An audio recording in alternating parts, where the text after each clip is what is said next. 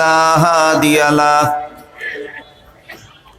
ونشهد أن لا إله إلا الله وحده لا شريك له ونشهد أن سيدنا ونبينا ومولانا محمدا عبده ورسوله صلى الله تعالى عليه وعلى آله وأصحابه وبارك وسلم أما بعد فأعوذ بالله من الشيطان الرجيم بسم الله الرحمن الرحيم لقد كان لكم في رسول الله أسوة حسنة لمن كان يرجو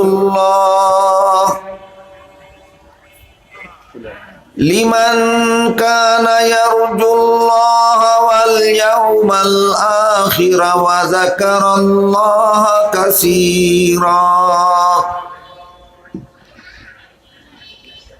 وقال رسول الله صلى الله عليه وسلم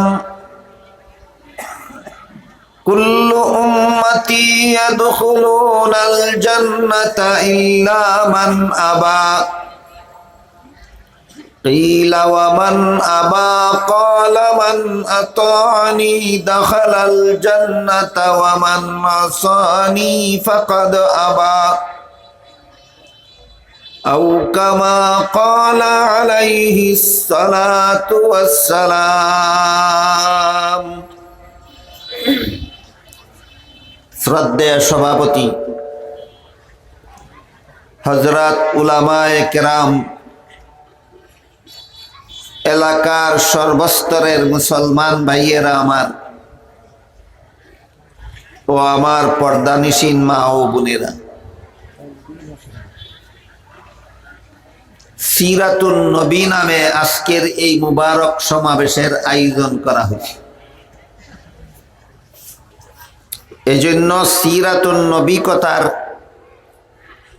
অর্থ বর্ণনার মাধ্যমেই আমি আলোচনা শুরু করতে চাই। দুইটা শব্দের সন্ধি হয়ে সিরাতুন নবী শব্দটা গঠিত। বাংলা ব্যাকরণেও সন্ধি নামে একটা পরিভাষা আছে। দুই শব্দ একত্রিত হয়ে এক শব্দে রূপান্তরিত হয়, এটাকে সন্ধি বলা হয়। আরবি ভাষায় দুইটা শব্দ একত্রিত হয়ে সিরাতুন নবী শব্দটা গঠিত হয়েছে। একটা হলো সিরাত, আর একটা শব্দ হলো আন-নবী। সিরাত শব্দের আবিধানিক অর্থ হলো অবস্থা। পরিভাষাগতভাবে কোন লোকের সিরত বলতে তার জীবনের সারা জীবনের অবস্থা অর্থাৎ জীবন ইতিহাস বোঝায়। সিরাত শব্দের আবিধানিক অর্থ অবস্থা, পারিভাষিক অর্থ জীবন ইতিহাস। আর নবী শব্দটাকে আরবিতে দুই ভাবে ব্যবহার করা হয়। নবিয়ুন উচ্চারণেও ব্যবহার করা হয়, আন-নবী উচ্চারণেও ব্যবহার করা হয়। নবিয়ুন বলতে যে কোনো নবী বোঝায়, আর আন-নবী বলতে শুধু আমাদের মহানবী মুহাম্মদুর রাসূলুল্লাহ সাল্লাল্লাহু আলাইহি ওয়াসাল্লামকে বোঝায়। আমার কথা বুঝে থাকলে একটু দয়া করে বলবেন কি নবিয়ুন বলতে কোন সুনির্দিষ্ট নবী বোঝায় না যে কোনো নবী বোঝায়? আর আন-নবী বলতে শুধু আমাদের নবী মুহাম্মদুর রাসূলুল্লাহ সাল্লাল্লাহু আলাইহি ওয়াসাল্লাম। এই সিরাত শব্দের সাথে আন-নবী শব্দটা যুক্ত করে সিরাতুন নবী শব্দটা গঠিত। এর অর্থ হলো আমাদের নবীর জীবন ইতিহাস। মুহাম্মদুর রাসূলুল্লাহ সাল্লাল্লাহু আলাইহি ওয়াসাল্লামের জীবন ইতিহাসকে সিরাতুন নবী বলা হয়। বুঝে থাকলে বলুন তো, সকল নবীর জীবন ইতিহাস না শুধু আমাদের নবীর জীবন ইতিহাস?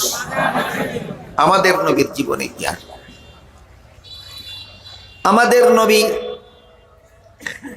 এক রবিউল আউয়াল মাসে পৃথিবীতে শুভাগমন করেছিলেন। 63 বছর এই পৃথিবীতে অবস্থান করার পরে আরেক রবিউল আউয়াল মাসে এই পৃথিবী থেকে বিদায় হয়ে গেছিলেন। 2 রবিউল আউয়ালের মধ্যবর্তী সময়কাল 63 বছর। সুতরাং এই পৃথিবীতে অবস্থানকালীন 63 বছরের পবিত্র জিন্দেগিকেই সিরাতুন নবী বলা হয়। তাহলে আমাদের নবীর জীবন ইতিহাস কতদিনের? 63 বছরের। এই 63 বছরের জীবন ইতিহাসের 3টা অধ্যায় আছে। প্রথম অধ্যায় ওহী নাজিল হওয়ার পূর্ববর্তী 40 বছরের জীবন ইতিহাস। দ্বিতীয় অধ্যায়ে আছে ওহী নাজিল হওয়ার পর থেকে হিজরতের পূর্ব পর্যন্ত 13 বছরের জীবন ইতিহাস। তৃতীয় অধ্যায়ে আছে হিজরতের পর থেকে মদিনায় অবস্থানকালীন 10 বছরের জীবন ইতিহাস। সিরাতুন নবী বোঝার জন্যই যেহেতু বসলেন, এজন্য আমি আপনাদেরকে সিরাতুন নবীটাই খোলাসা করে বোঝাতে চাই। প্রথম কথা হলো, আমাদের নবীর 63 বছরের জীবন ইতিহাসকে সিরাতুন নবী বলা হয়। কতদিনের জীবন ইতিহাস? এর কতটা অধ্যায় আছে? প্রথম অধ্যায় 40 বছরের, দ্বিতীয় অধ্যায় 13 বছরের, তৃতীয় অধ্যায় 10 বছরের। 40 বছরের প্রথম অধ্যায়কে কাবলান নবুয়ত বলা হয়। 13 বছরের দ্বিতীয় অধ্যায়কে মক্কি জিন্দেগি বলা হয়। 10 বছরের তৃতীয় অধ্যায়কে মাদানী জিন্দেগি বলা হয়। 3 অধ্যায়ের 3টা হেডিং আছে। পবিত্র জিন্দেগির 3টা অধ্যায়ের 3টা শিরোনাম আছে। প্রথম অধ্যায়ে 40 বছর এর জীবন ইতিহাসকে কাবলান নবুয়ত বলা হয়। দ্বিতীয় অধ্যায়ের 13 বছরের জীবন ইতিহাসকে মক্কি জিন্দেগি বলা হয়। তৃতীয় অধ্যায়ের 10 বছরের জীবন ইতিহাসকে বলতে পারেন কি বলা হয়? মাদানী জিন্দেগি বলা হয়। সামনের কথাগুলি বোঝার সুবিধার জন্যই এই পর্যন্ত যে কথাগুলি বলা হলো আপনারা বুঝলেন কিনা, স্মরণ রাখতে পারলেন কিনা একটু পরীক্ষা করার জন্যই বলি। আমাদের নবীর জীবন ইতিহাসকে কি বলা হয়? এর সর্বমোট অধ্যায় কটা? প্রথম অধ্যায় কত দিনের? শিরোনাম কি? কাবলান নবুয়ত। শিরোনাম কি? কাবলান নবুয়ত। দ্বিতীয় অধ্যায় কত দিনের? 13 বছরের। শিরোনাম কি? মক্কি জিন্দেগি। তৃতীয় অধ্যায় কত বছরের? শিরোনাম কি? মাদানী জিন্দেগি। এই হইল সিরাতুন নবীর সংক্ষিপ্ত সূচিপত্র, সংক্ষিপ্ত বিষয়সূচি। এই 3টা অধ্যায়ের মধ্যে প্রত্যেকটা অধ্যায়ের এক একটা বৈশিষ্ট্য আছে। 40 বছরের কাবলান নবুয়ত অধ্যায়ের একটা বৈশিষ্ট্য আছে। 13 বছরের মক্কি জিন্দেগির একটা বৈশিষ্ট্য আছে। 10 বছরের মাদানী জিন্দেগির একটা বৈশিষ্ট্য আছে। বৈশিষ্ট্যগুলি না বুঝলে সিরাতুন নবীর মর্মই বুঝে আসবে। 3টা অধ্যায়ের 3টা বৈশিষ্ট্য বুঝলে সিরাতুন নবীর মর্মটা আপনাদের বুঝে আসে। এজন্য আমরা ধারাবাহিকভাবে বোঝার চেষ্টা করি যে সিরাতুন নবীর প্রথম অধ্যায়ের বৈশিষ্ট্য কি, দ্বিতীয় অধ্যায়ের বৈশিষ্ট্য কি, তৃতীয় অধ্যায়ের বৈশিষ্ট্য কি। প্রথম অধ্যায়ের বৈশিষ্ট্য হলো রাসূল করিম সাল্লাল্লাহু আলাইহি ওয়াসাল্লামের পবিত্র জন্ম থেকে নিয়ে ওহী নাযিল শুরু হওয়ার পূর্ব পর্যন্ত 40 বছরের জীবন ইতিহাসটা এটা নবীর জন্য নবুয়তের দলিল। এটার বৈশিষ্ট্য কি? নবীর জন্য নবুয়তের দলিল। আর বাকি দুইটা অধ্যায় মক্কি জিন্দেগি আর মদনী জিন্দেগি উম্মতের জন্য শরীয়তের দলিল। 40 বছর জন্ম থেকে 40 বছর পর্যন্ত জিন্দেগিটা নবীর জন্য নবুয়তের দলিল, আর 40 বছর থেকে 63 বছরের জিন্দেগিটা উম্মতের জন্য শরীয়তের দলিল। কথাগুলি ব্যাখ্যা ছাড়া হয়তো সবাই পরিষ্কারভাবে বুঝবেন না, এই জন্য আমি একটু ব্যাখ্যা করেই বলি। রাসূল করিম সাল্লাল্লাহু আলাইহি ওয়াসাল্লাম জন্মগ্রহণ করার পর থেকে 40 বছরের ভিতরে আল্লাহর পক্ষ থেকে রাসূলের কাছে কোনো ওহী নাযিল করা হয়। ইসলামের দাওয়াত দেওয়ার কথা বলা হয়, কলেমার দাওয়াত, ইমানের দাওয়াত, আমলের দাওয়াত, নামাজ রোজার দাওয়াত, ইবাদত বন্দেগীর দাওয়াত, কোনো কিছুর দাওয়াত দেওয়ার নির্দেশ আল্লাহর পক্ষ থেকে আসেনি, নবীর কাছে কোনো ওহী আসে। এই অবস্থায় গেল নবীর জিন্দেগির 3 ভাগের প্রায় 2 ভাগ। 3 ভাগের 2 ভাগ জিন্দেগির চলে গেল দাওয়াত ছাড়া। অথচ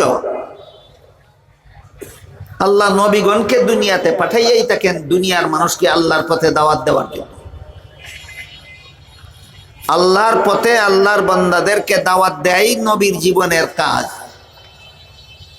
যে কাজের জন্য নবী পাঠাইলেন এই কাজ সারা চলে গেল জীবনের 3 ভাগের 2 ভাগ। তাহলে এই প্রথম অধ্যায়ের 40 বছরের জিন্দেগিটা কোন কাজে লাগলো? যে কাজে পাঠাইলেন সেই কাজ তো হইল না। কথা বুঝতে পারতেছে? কোন কাজে পাঠাইছিলেন নবী? দাওয়াতের জন্য। 40 বছর দাওয়াত দিছিলেন, তাহলে যে কাজে পাঠাইলেন নবী সেই কাজই হইল না। জীবনের 3 ভাগের 2 ভাগ চলে গেল, এই অংশটা কোন কাজে লাগলো? প্রশ্ন জাগে কিনা? এই প্রশ্নের জবাব হইল পবিত্র জিন্দেগির এই 40 বছরের অধ্যায়টা একটা কাজে লেগেছে, সেটা হলো নবীর জন্য নবুয়তের দলিল সাব্যস্ত হয়েছে। পরবর্তী 23 বছরের জিন্দেগি হইল উম্মতের জন্য শরীয়তের দলিল, আর পূর্ববর্তী 40 বছরের জিন্দেগি হইল নবীর জন্য নবুয়তের দলিল। এবার আমরা বোঝার চেষ্টা করি নবুয়তের দলিল কিভাবে হলো। রাসূল করিম সাল্লাল্লাহু আলাইহি ওয়াসাল্লামের মা আমেনা বলেন, আমার এই ছেলে ভূমিষ্ঠ হওয়ার সময় আমি কোনো রকমের কষ্ট টের পাইনি। রাসূল করিম সাল্লাল্লাহু আলাইহি ওয়াসাল্লাম মায়ের গর্ভ থেকে খতনা করা অবস্থায় ভূমিষ্ঠ হয়েছে। রাসূল করিম সাল্লাল্লাহু আলাইহি ওয়াসাল্লাম মায়ের গর্ভ থেকে নার কাটা অবস্থায় ভূমিষ্ঠ হয়েছে। নার কাটা বিষয়টা যদি কেউ কেউ না বুঝেন তাহলে এটাও আমি ক্লিয়ার করে কই। সন্তান যতদিন মায়ের গর্ভে থাকে ততদিন মায়ের গর্ভতলীর সাথে আর সন্তানের নাভির সাথে একটা নল ফিট করা থাকে। এই নল দিয়া মায়ের শরীরের রক্ত সন্তানের শরীরে প্রবেশ করে, এর দ্বারা সন্তান বাচ্চা থাকে, সন্তান পুষ্ট হয়। বলেন যতদিন সন্তান মায়ের গর্ভে থাকে ততদিন মায়ের শরীরের সাথে সন্তানের নাভির সাথে একটা নলের সংযোগ থাকে কিনা? এই নলটাকেই আমাদের পরিভাষায় নার বলা হয়। ভূমিষ্ঠ হওয়ার পরে এই নলটা কাটতে দিতে হয়, এটাকে নার কাটা বলা হয়। আমাদের নবী মুহাম্মদুর রাসূলুল্লাহ সাল্লাল্লাহু আলাইহি ওয়াসাল্লাম নার কাটা অবস্থায় ভূমিষ্ঠ হয়েছেন। ভূমিষ্ঠ হওয়ার পরে নার কাটার কোনো দরকার হয় না। নবী মুহাম্মদুর রাসূলুল্লাহ সাল্লাল্লাহু আলাইহি ওয়াসাল্লাম মায়ের গর্ভ থেকে ভূমিষ্ঠ হওয়া মাত্রই আল্লাহর শুকরিয়া আদায় করে দোয়া পড়েছেন। ভূমিষ্ঠ হতে মায়ের কোনো কষ্ট হইল না। খতনা করা অবস্থায় ভূমিষ্ঠ হইলেন, নার কাটা অবস্থায় ভূমিষ্ঠ হইলেন। ভূমিষ্ঠ হওয়ার সাথে সাথে আল্লাহর শুকরিয়া আদায় করে দোয়া করলেন। এ সমস্ত কাজ কি কোনো উম্মতের পক্ষে সম্ভব? না, একমাত্র নবীর পক্ষে সম্ভব। তাহলে ঘটনাগুলি কার জন্য, কিসের দলিল? নবীর জন্য, নবুয়তের দলিল। দেখুন বিষয়টা বুঝতেছেন কিনা? এইগুলি নবীর জন্য নবুয়তের দলিল, এইগুলি উম্মতের জন্য শরীয়তের দলিল নয়। এইগুলি যদি উম্মতের জন্য শরীয়তের দলিল হইতো, আপনারাও ভূমিষ্ঠ হওয়ার সময় আপনাদের মাকে কষ্ট দিতে পারতেন না, দিলে গুনাহ হইতো। নবী যেহেতু ভূমিষ্ঠ হইতে মাকে কষ্ট দিছেন না, আপনাকে ভূমিষ্ঠ হইতে মাকে কষ্ট দিবেন? যদি নবীর এই ঘটনাটা যদি উম্মতের জন্য শরীয়তের দলিল হইতো, তাহলে যত সন্তান ভূমিষ্ঠ হইতে মায়ের কষ্ট হয়, সবগুলি সন্তান ভূমিষ্ঠ হওয়ার সময় গুনাহগার হয়ে যায়। কথা বুঝলেন কিনা? তাইলে ঘটনাটা উম্মতের জন্য শরীয়তের দলিল না নবীর জন্য নবুয়তের দলিল? নবীর জন্য নবুয়তের দলিল। এইভাবে নবীর জন্মের সময়ই অনেকগুলি ঘটনা ঘটেছে, যেই ঘটনাগুলি নবীর জন্য নবুয়তের দলিল। এই কারণে নবীর জন্ম থেকে ওফাত পর্যন্ত 63 বছরের জীবন ইতিহাসের যে কোনো অংশের আলোচনা করলেই নফল বন্দেগীর সওয়াব হয়। নবী কিভাবে জন্ম হয়েছিলেন তার আলোচনা করলে নফল বন্দেগীর সওয়াব। নবী কিভাবে ইন্তেকাল করেছিলেন তার আলোচনা করলে নফল বন্দেগীর সওয়াব।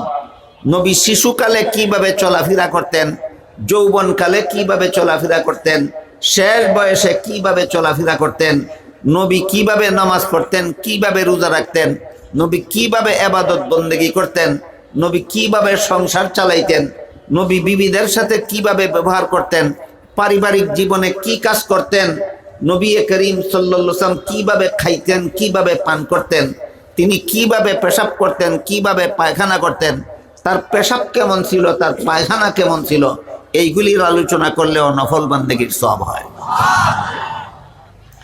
বুঝে থাকতে বলুন তো, নবীর জিন্দেগির কোন অংশের আলোচনা করলে নফল বন্দেগীর সওয়াব? যে কোনো অংশে।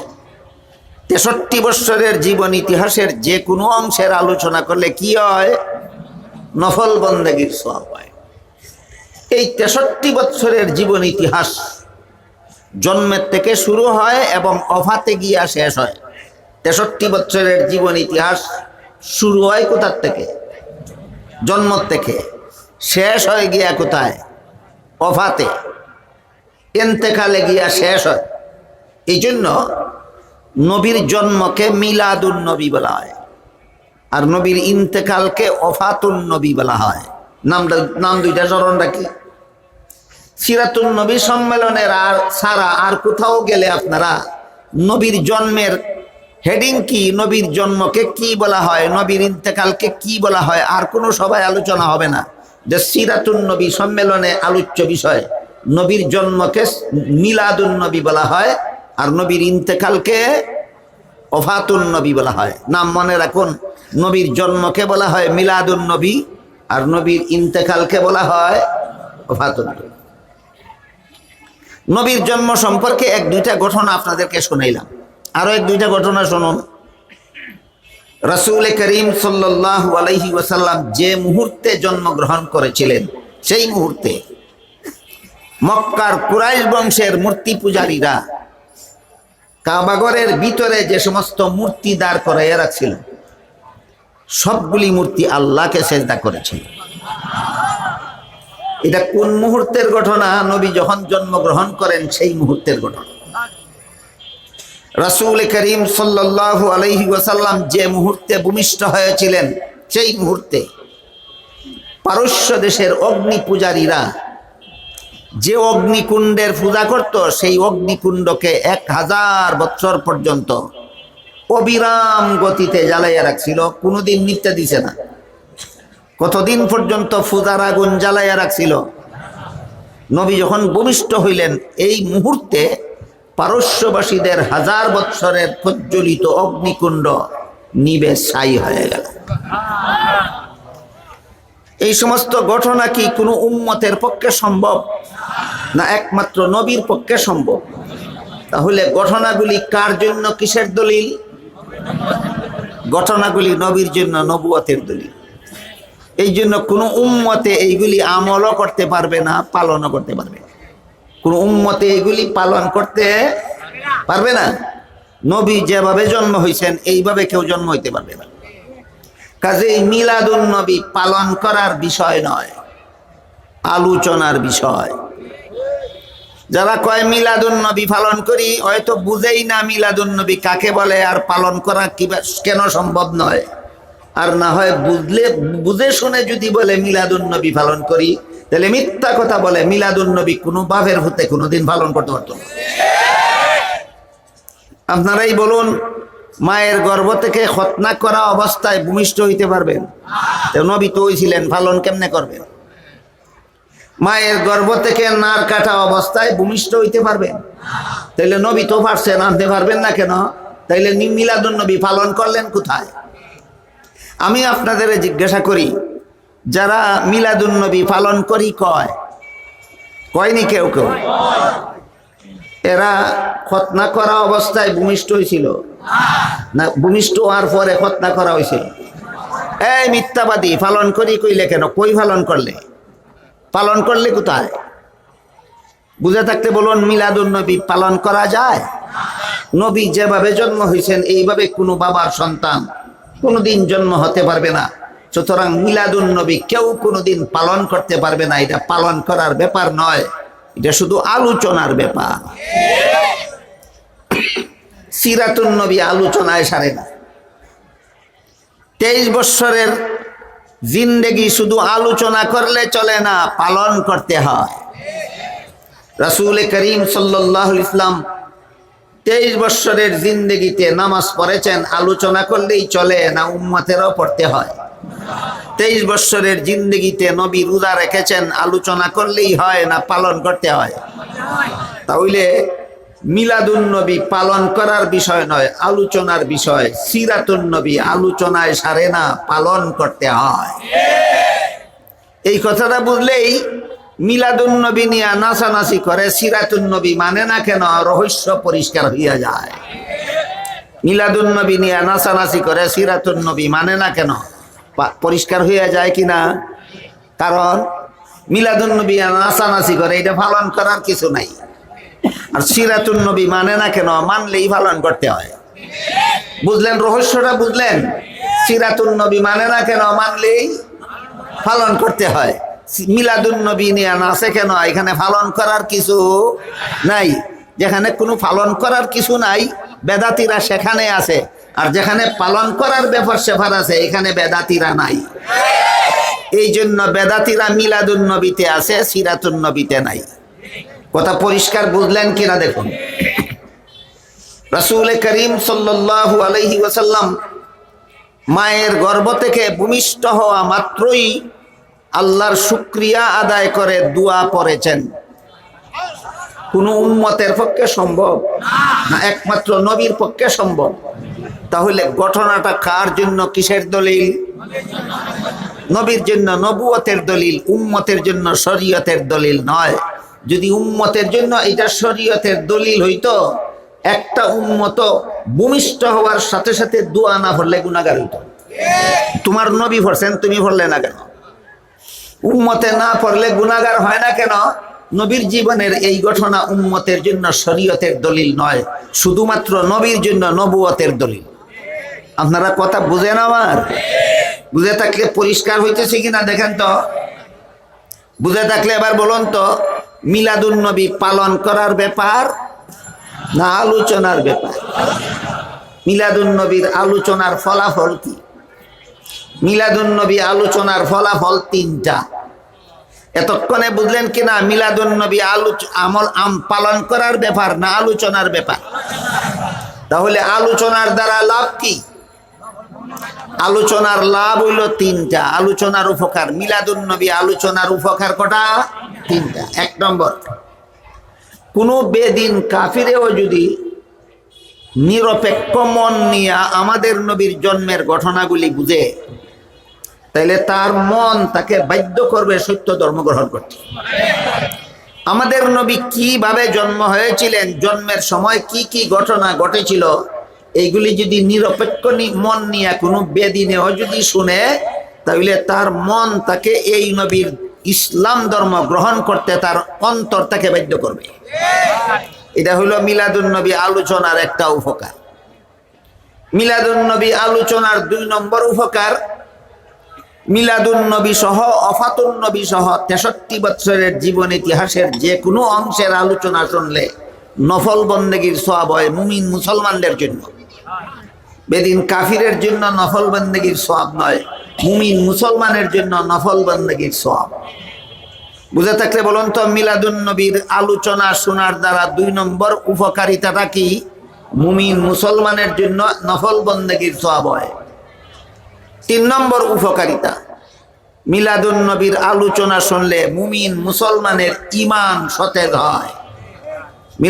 মিলাদুন নবীর আলোচনা শুনলে মুমিন মুসলমানের ঈমান সতেজ হয়। আমাদের সমাজে মিলাদুন নবী নামে যে সমস্ত অনুষ্ঠান, এই প্রচলিত অনুষ্ঠানের সাথে প্রকৃত মিলাদুন নবীর কোনো সম্পর্ক নাই।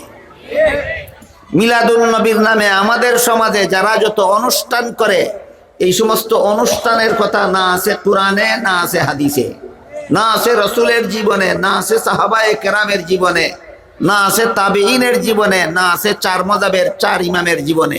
সুতরাং মিলাদুন নবীর মিলাদ মাহফিল যেটা কয়, মিলাদুন নবীর নামে যত অনুষ্ঠান আমাদের সমাজে চালু আছে, এইগুলিকে যারা করে তারা কয় মিলাদ মাহফিল। কি মাহফিল কয়? মিলাদ মাহফিল কোরআনে নাই, মিলাদ মাহফিল হাদিসে নাই, মিলাদ মাহফিল নবীর জীবনে নাই, মিলাদ মাহফিল সাহাবায়ে কেরামের জীবনে নাই, মিলাদ মাহফিল 4 মাযহাবের 4 ইমামের জীবনে নাই, মিলাদ মাহফিল 4 তরিকার 4 পীরের জীবনে নাই, মিলাদ মাহফিল উম্মতের সিংহভাগের জীবনে নাই। সুতরাং মিলাদ এর নামে এই প্রচলিত মাহফিল করা, এটা শরীয়ত সম্মত নয়, এটা মন গড়া বেদাত। মিলাদুন নবীর নামে মাহফিল করা শরীয়ত সম্মত না, বেদাত। এটা কুরআন হাদিসের দ্বারা প্রমাণিত নয়। এই মিলাদ মাহফিল নিয়ে বাড়াবাড়ি করতে করতে তারা আরেকটা অনুষ্ঠান বাইর করছে, এটার নাম জশ্নে জুলুসে ঈদে মিলাদুন নবী। আর 2 দিন পরে বাইর হইব। আর কদিন পরে? 2 দিন পরে বাইর হইব। এটার নাম কি দিছে?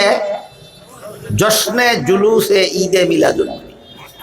যারা করে তারা কয় সুন্নিরা জশ্নে জুলুসে ঈদে মিলাদুন নবী করে, ওয়াহাবিরা করে না।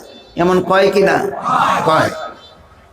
তাহলে এখানে আপনারা যারা ওয়াজ শুনতে আসছেন, আপনাদের মধ্যে যাদের বয়স 40-এর ঊর্ধ্বে, আপনাদের মধ্যে যাদের বয়স 40-এর ঊর্ধ্বে, আপনারা বলুন, আপনারা কি ছোটবেলায় দেখেছেন এই দেশে জশ্নে জুলুসে ঈদে মিলাদুন নবী কেউ করেছে? আজকাল যারা করছে এরার বাপ দাদারা করছে? করছে না। তাহলে এটা করলে যদি সুন্নি হয়, না করলে যদি ওয়াহাবি কাফির হয়, তে আজকে যারা করতেছে এরার বাপ দাদা 14 গোষ্ঠী ওয়াহাবি কাফির ছিল না? কথাটা বুঝেন নাই পরিষ্কার? জশ্নে জুলুসে ঈদে মিলাদুন নবী করলে যদি সুন্নি হয়, না করলে যদি ওয়াহাবি কাফির হয়, তাহলে আজকাল যারা জশ্নে জুলুসে ঈদে মিলাদুন নবী করতেছে, এরার বাপের আমলে করছেনি, দাদার আমলে করছেনি, পরদাদার আমলে করছেনি, লক্কর দাদার আমলে করছেনি, এরার 14 গোষ্ঠী করছেনি। তাইলে তোমরার বাপ দাদা 14 গোষ্ঠী সুন্নি আসিল না কাফির আসিল, আগে গিয়া ঠিক করো, পরে আমরার বিচার করবা। কথা আমার বুঝেন আপনারা? সুতরাং এই জশ্নে জুলুসে ঈদে মিলাদুন নবী একেবারে তরতাজা বিদাত। মিলাদ মাহফিল একটা কিছুদিনের ফুরান বিদাত। মিলাদ মাহফিল একটা কিছুদিনের ফুরান বিদাত।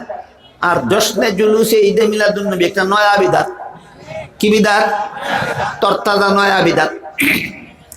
এই জশ্নে জুলুসে ঈদে মিলাদুন নবীর মধ্যে তারা কতগুলি স্লোগান দেয়।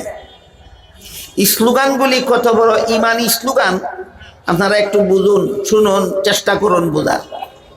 কোনো ঈদে মিলাদুন নবীর মিছিলে স্লোগান দিতে গিয়া কয়, মিলাদুন নবী পালন করো, সিরাতুন নবী তেলাতি মারো। মিলাদুন নবী পালন করার ব্যাপার এতক্ষণ কি বুঝলেন? কি বুঝাইলাম আপনারা? মিলাদুন নবী পালন করার ব্যাপার কয় মিলাদুন নবী পালন করো, যেটা পালন করার ব্যাপার নয় সেটা কয় পালন করো। এরা নিজেরা জন্ম ইয়া দোয়া পড়ছিল, আপনারা পালন করার কথা কেন বলে? যেটা নিজে করো না, নিজে করতে পারো না, এটা অন্যজনকে করতে কেন বলো? মিথ্যুক কোথাকার। হিন্দুরা একটা কথা কয় না, কি কথা কয়? হরি বল। কি কয়? হরি বল।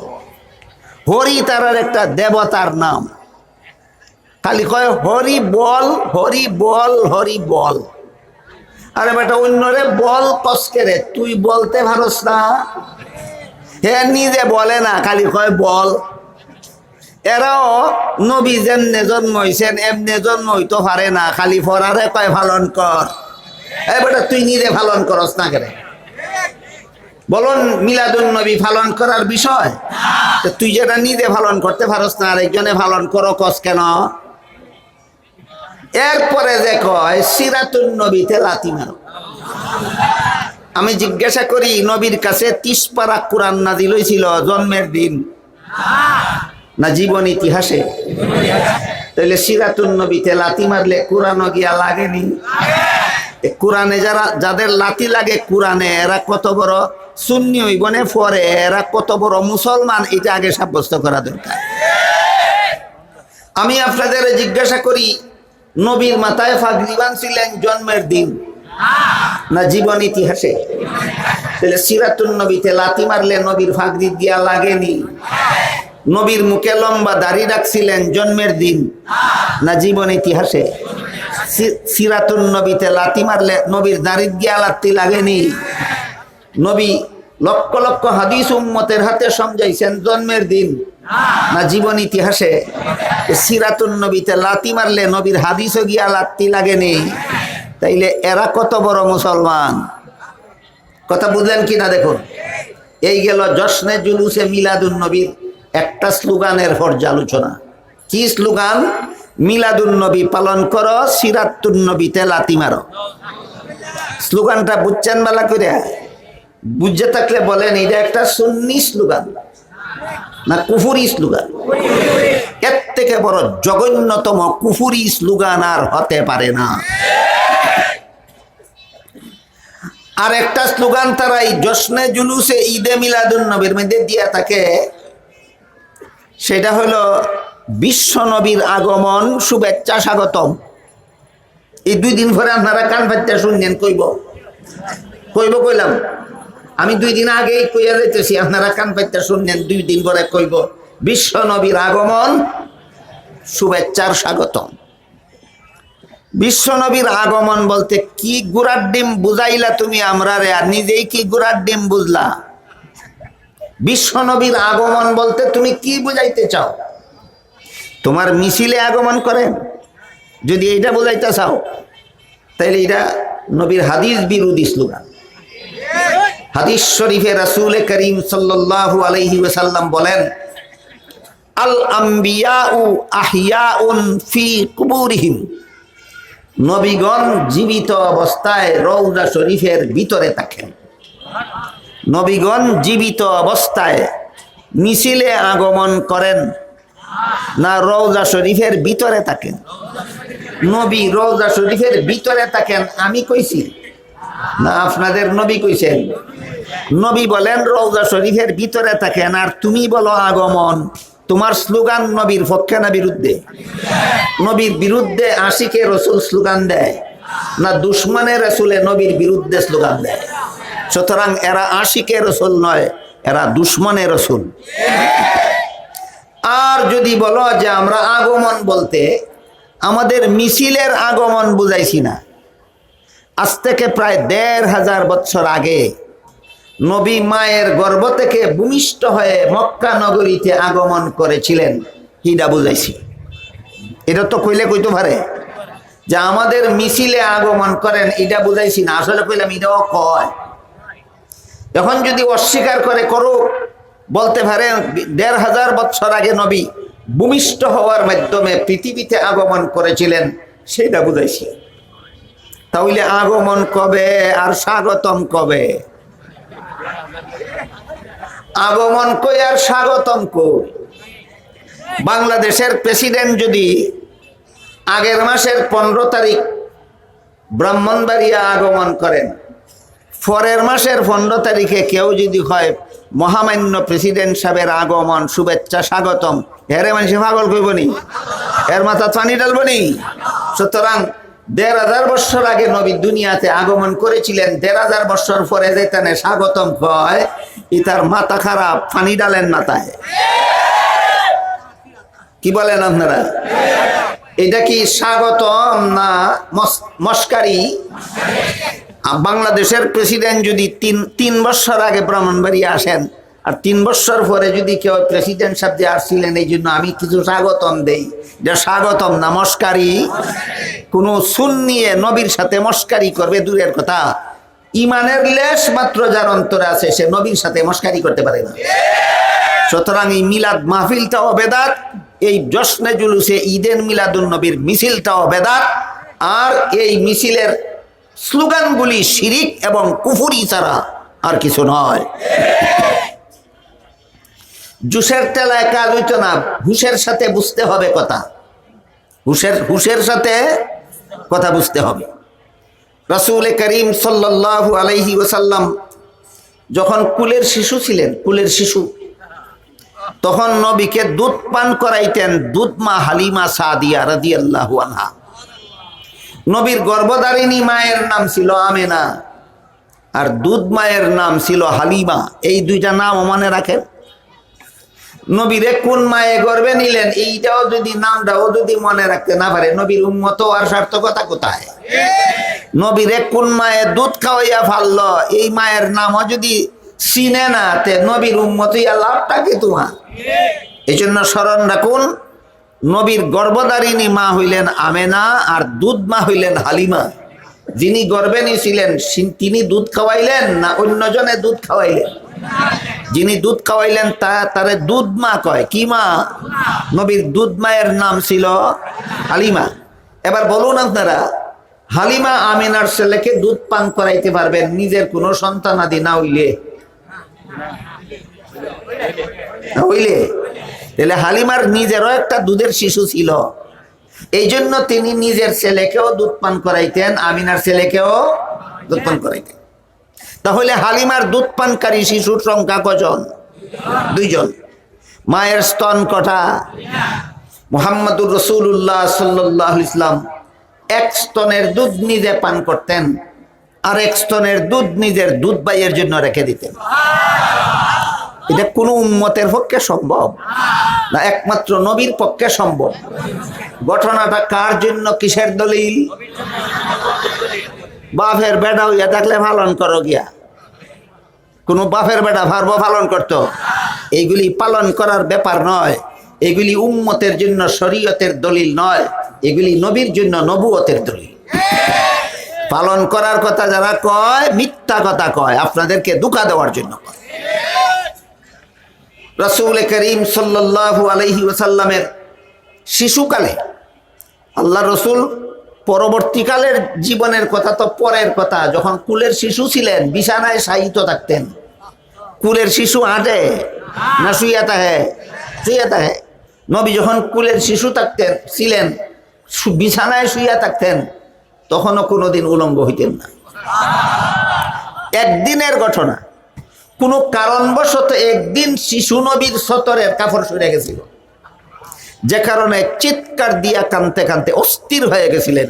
যখন সতর ঢেকে দেওয়া হইল তখন কান্না বন্ধ হয়েছিল। এই একদিনের ঘটনা ছাড়া আর কোনোদিন শিশুকালেও নবী উলঙ্গ হয়েছেন না। শিশুকালের এই কথাটা পরবর্তী জীবনে যখন স্মরণ হইত, লজ্জায় নবীর চেহারা লাল হইয়া যেত। বলেন, শিশুকালেও উলঙ্গ না হওয়া কোন উম্মতের পক্ষে সম্ভব না, একমাত্র নবীর পক্ষে সম্ভব। ঘটনাটা কার জন্য, কিসের দলিল? এইবার বুঝছেন প্রথম অংশের বৈশিষ্ট্য, সিরাতুন নবীর প্রথম অধ্যায়ের বৈশিষ্ট্য বুঝে আসে এই উদাহরণগুলির দ্বারা। কি বুঝে আসে? এই অংশটা উম্মতের জন্য শরীয়তের দলিল নয়, এই অংশটা নবীর জন্য নবুয়তের দলিল। এই অংশে আল্লাহ অজস্র ঘটনা এমন ঘটাইছেন যে ঘটনাগুলি কোনো বিবেকবানের বিবেকে সাড়া দিয়া বুঝাইয়া দেয় এই ঘটনাগুলি প্রমাণ করে তিনি নবী। কাজেই ভবিষ্যতে যখন তাকে নবী বলে ঘোষণা দেওয়া হবে তখন তুমি মান্য করতে আর ইতস্তত করবা না। রাসূল করিম সাল্লাল্লাহু আলাইহি ওয়াসাল্লামের শরীরের ঘাম মুবারকে মেশকে আম্বরের মতো সুগন্ধ হইত। নবীর বিবি আয়েশা রাদিয়াল্লাহু তাআলা আনহা বলেন, আমি নবীর শরীরের ঘাম ছোট ছোট শিশিতে বইরা রাখতাম। মানুষ কোনো বিবাহ অনুষ্ঠানে আতরের জন্য, বিবাহ অনুষ্ঠানের জন্য আমার কাছে আতর নিতে আসলে আমি আতরের পরিবর্তে তারে নবীর ঘাম দিয়া দিতাম। এটার মধ্যে এই মেশকে আম্বরের মতো সুগন্ধ হইত। এটা কার জন্য? কিসের দলিল? নবীর জন্য, নবুয়তের দলিল। যেহেতু নবীর শরীরের ঘাম মুবারকে মেশকে আম্বরের মতো সুগন্ধ হইত, এই জন্য নবী যেই রাস্তা দিয়া যাইতেন এই রাস্তার আবহাওয়া অনেকক্ষণ পর্যন্ত সুগন্ধে মোহিত হইয়া থাকত। কাজেই নবী একটু আগে কোন রাস্তায় গেলেন এরা যদি কারো জানতে হইতো তাহলে কোনো লোকের জিজ্ঞাসা করতে হইতো না। যেই রাস্তার বাতাসের মধ্যে আতরের সুগন্ধ পাওয়া যায় বোঝা যাইত তিনি এই রাস্তা দিয়ে গেছেন। বলেন ঘটনাটা কার জন্য, কিসের দলিল? নবীর জন্য, নবুয়তের দলিল। নবীর পেশাব পায়খানায় সুগন্ধ হইত। নবী পায়খানা করে আসার সাথে সাথে আরেকজন গেলে পরে দেখতো এখানে পায়খানা নাই, জমিনে নবীর পায়খানা খাইয়া ফেলতো। বলেন বুঝে থাকলে বলুন, নবীর পায়খানা পরে পরে পরে পচে যেত না সাথে সাথে জমিনে খাইয়া ফেলতো? কেন? নবীর পায়খানার মধ্যে কি ছিল? সুগন্ধ ছিল। কি ছিল?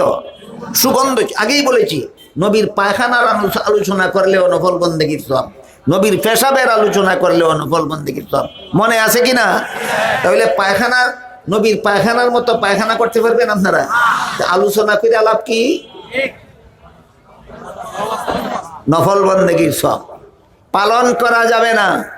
আলোচনা করলে নফল বন্দেগীর সব, নবীর পায়খানার আলোচনা করলেও নফল বন্দেগীর সব। বেদাতীরা মিলাদুন নবীর মাহফিল করে, মিলাদুন নবীর আলোচনা, পায়খানার আলোচনা করবে দূরের কথা, নবীর জন্মের আলোচনাও করে না। জন্মের আলোচনাকে মিলাদুন নবী বলে। এইটার সাথে মাহফিলের কোনো সম্পর্ক নাই। আর মাহফিল নামে যা করে তাতে সত্যিকারের মিলাদুন নবীর কোনো সম্পর্ক নাই। সুতরাং বেদাতীদের মিলাদুন নবী আর হাদিসের মিলাদুন নবী, এই মিলাদুন নবী সেই মিলাদুন নবী নয়। এই মিলাদুন নবী সেই মিলাদুন নবী নয়। রাসূল করিম সাল্লাল্লাহু আলাইহি ওয়াসাল্লামের শরীর মুবারকে জীবনে কোনোদিন মশা মাছি বসতো না। জীবনে কোনোদিন মশা মাছি বসতো না। মাছি আতরে বয় নাকি? আতরে মাছি বয়? সহ্য করতে পারে না। মাছিয়ে আতরের গন্ধ সহ্য করতে পারে না। এই জন্য মাছি কোনোদিন আতরে বসে না। আতরের শিশিত মাছি বয় না। ফসা মাছও মাছি বয়নি। তাহলে বোঝা গেল, বোঝা গেল মাছি কই বয়? দুর্গন্ধে মাছি বসে, সুগন্ধে মাছি বসে না। যেহেতু নবীর ঘাম মুবারকের সুগন্ধ হইতো, এই জন্য নবীর পবিত্র শরীর মুবারক সর্বদা সুগন্ধে মোহিত হইয়া থাকতো। মাছি বসার মতো ক্ষমতা ছিল না। নবীর শরীরে জীবনে কোনোদিন মাছি বসেনি। নবীর শরীরে জীবনে কোনোদিন মশা বসেনি। ঘটনাটা কার জন্য, কিসের দলিল? এতগুলি উদাহরণ বুঝে থাকলে এবার বলতে পারবেন সিরাতুন নবীর প্রথম অধ্যায়ের বৈশিষ্ট্য কি?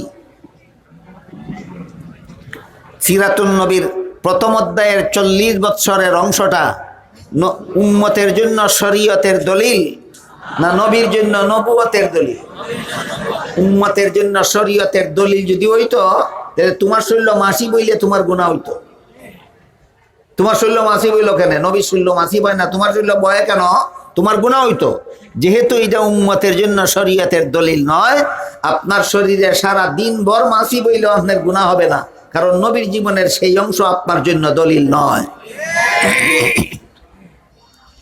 রাসূল করিম সাল্লাল্লাহু আলাইহি ওয়াসাল্লাম খোলা রাস্তায় যখন চলতেন, তখন যদি রোদের কারণে নবীর কষ্ট হইতো, আকাশের মেঘের খণ্ড নবীর মাথার উপর ছায়া দিয়া দিয়া নবীর সাথে সাথে যাইত। এই ঘটনাটা কার জন্য, কিসের দলিল?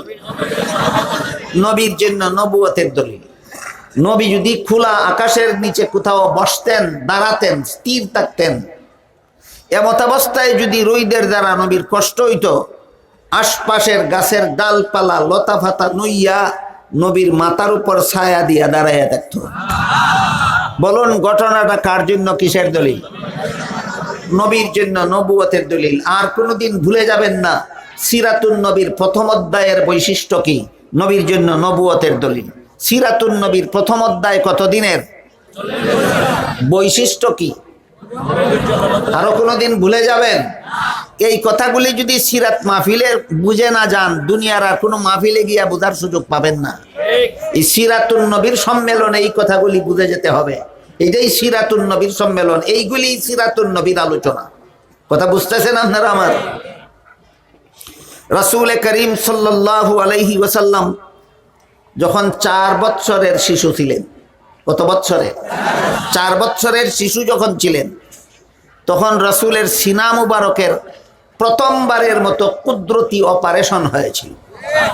কুদরতি অপারেশন বলতে ফিরিস্তা আসলেন নবীর কাছে, নবীকে শুয়াইলেন, সিনা কাটলেন, ভিতরে অঙ্গ প্রত্যঙ্গ বাইর কইরা ধুইয়া আবার ভিতরে ঢুকাইয়া জোড়া লাগাইয়া দিলেন। কাটতে নবীর কষ্ট হইল না, জোড়া লাগাইতে সিলাইয়েরও দরকার হইল না, ঔষধেরও দরকার হইল না, লম্বা সময়েরও দরকার হইল না। এই অপারেশনটাকে আরবি ভাষায় নবীর শাক্কুস সদর বলা হয়। এই ঘটনাটাকে আরবি ভাষায় কি কয়? শাক্কুস সদর। ফার্সি ভাষায় বলে সিনা চাক, বাংলা ভাষায় কয় বক্ক বিদারণ। আমার কাছে যেমন লাগে আরবি শব্দ ফার্সি শব্দ থেকে বাংলাটা আরো কঠিন, বক্ক বিদারণ। এই জন্য এই অত কঠিন বাংলাও আপনারা সবাই বুঝবেন না। এই জন্য আপনাদের সহজে বোঝার জন্য আমি বলি এটাকে কুদরতি অপারেশন। নবীর 4 বছর বয়সে সিনা মুবারকের বক্ক বিদারণ হয়েছিল, মানে কুদরতি অপারেশন হয়েছিল।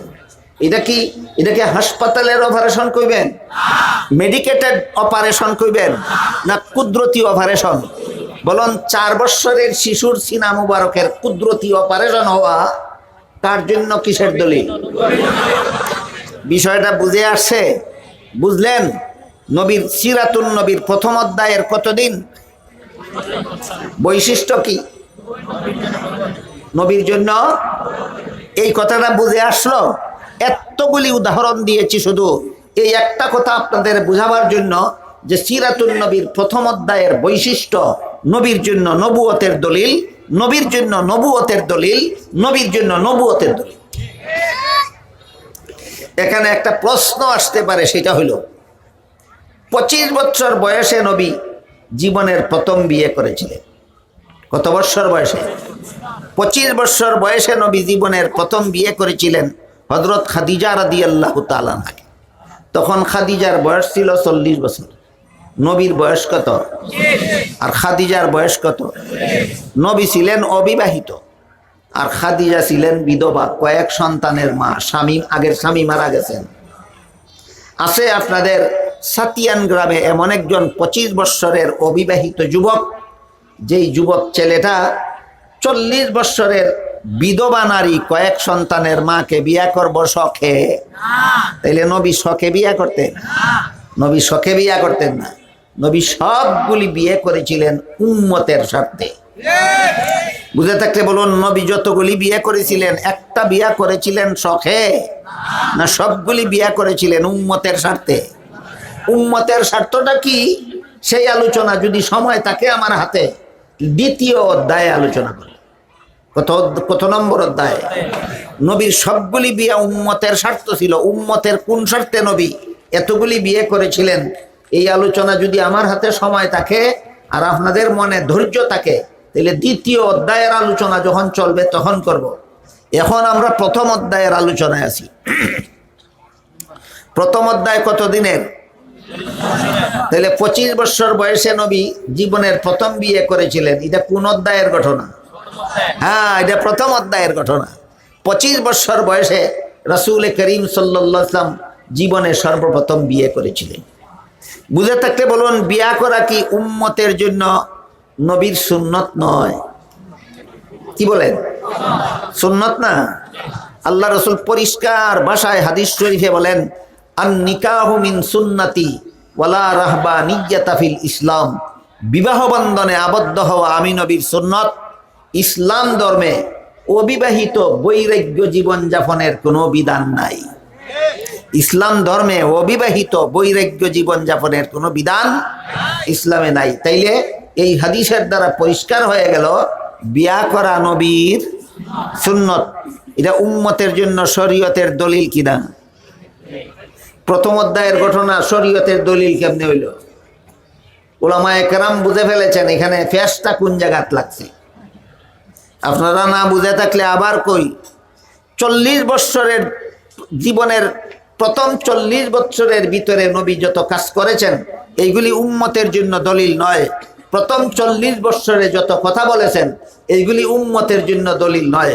তাই যদি হয় তাহলে প্রথম 40 বৎসরে বিয়ে করেছেন, এটা কিভাবে উম্মতের জন্য নবীর সুন্নত হইল? এবার বুঝলেন কিনা প্রশ্ন? প্রথম 40 বৎসরের কথা এবং কাজ উম্মতের জন্য শরীয়তের দলিল নয়। তাহলে তো প্রথম 40 বৎসরেই নবী বিয়া করছেন, এই বিয়াটা উম্মতের জন্য নবীর সুন্নত কিভাবে হইল? প্রশ্ন বুঝলেন কিনা?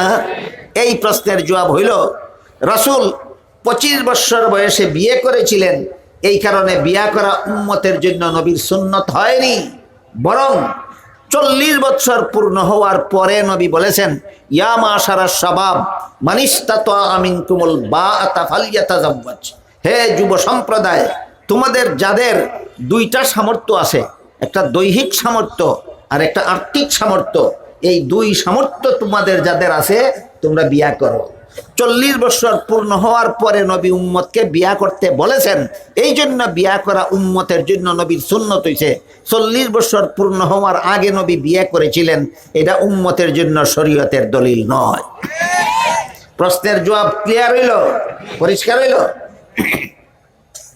আরেকটা প্রশ্ন আছে যে 40 বছরের পরবর্তী দুইটা অধ্যায়, 13 বছরের মক্কি জিন্দেগি আর 10 বছরের মাদানী জিন্দেগি, এই দুই অধ্যায় হইল উম্মতের জন্য শরীয়তের দলিল। এই দুই অধ্যায় যদি উম্মতের জন্য শরীয়তের দলিল হয়ে থাকে, তাই 13 বছরের মক্কি জিন্দেগিতে নবী যত কাজ করেছেন সবগুলি উম্মতের করতে হয়, যত কথা বলেছেন সবগুলি উম্মতে পালন করতে হয়। 10 বছরের মাদানী জিন্দেগিতে নবী যত কথা বলেছেন সব কথা উম্মতে অনুসরণ করতে হয়, যত কাজ করেছেন সবগুলি উম্মতে অনুকরণ করতে হয়। অথচ এই 13 বছরের মক্কি জিন্দেগিতে রাসূল সশরীরে 7 আসমানের উপরে মেরাজে গিয়েছিলেন। কত নম্বর অধ্যায়ে? 2 নম্বর। সিরাতুন নবীর 2য় অধ্যায়ের একটা ঘটনা, তিনি মেরাজে গিয়েছিলেন, 7 আসমানের উপরে গিয়েছিলেন, সশরীরে গিয়েছিলেন, সচক্ষে জান্নাত দেখেছিলেন, সচক্ষে জাহান্নাম দেখেছিলেন, সরাসরি আল্লাহর সাথে কথাবার্তা বলেছিলেন। এটা কত নম্বর অধ্যায়ের ঘটনা? এটা তো উম্মতের জন্য শরীয়তের দলিল। তাহলে কি আমাদের জন্য কি সশরীরে 7 আসমানের উপরে যাওয়া শরীয়তের নির্দেশ? তাইলে শরীয়তের দলিল কেমনে হইল? প্রশ্ন বুঝলেন কিনা দেখুন, এটা শরীয়তের দলিল কেমনে হইল? এই প্রশ্নের জবাবে সিরাতের কিতাবাতিতে পরিষ্কার ভাষায় লেখা আছে যে 13 বছরের মক্কি জিন্দেগিতে আর 10 বছরের মাদানী জিন্দেগিতে নবী যত কথা বলেছেন, যত কাজ করেছেন সবগুলি উম্মতের অনুসরণীয়, অনুকরণীয়, বিনা শর্তে নয়, একটি শর্তে। সেটা হলো নবী নিজেও করেছেন, উম্মতকেও করতে বলেছেন। এমন যদি হয়, বলেন রাসূল করিম সাল্লাল্লাহু আলাইহি ওয়াসাল্লাম 2য় অধ্যায়ে নিজেও 7 আসমানের উপরে সশরীরে গেছেন, উম্মতকেও যেতে বলেছেন।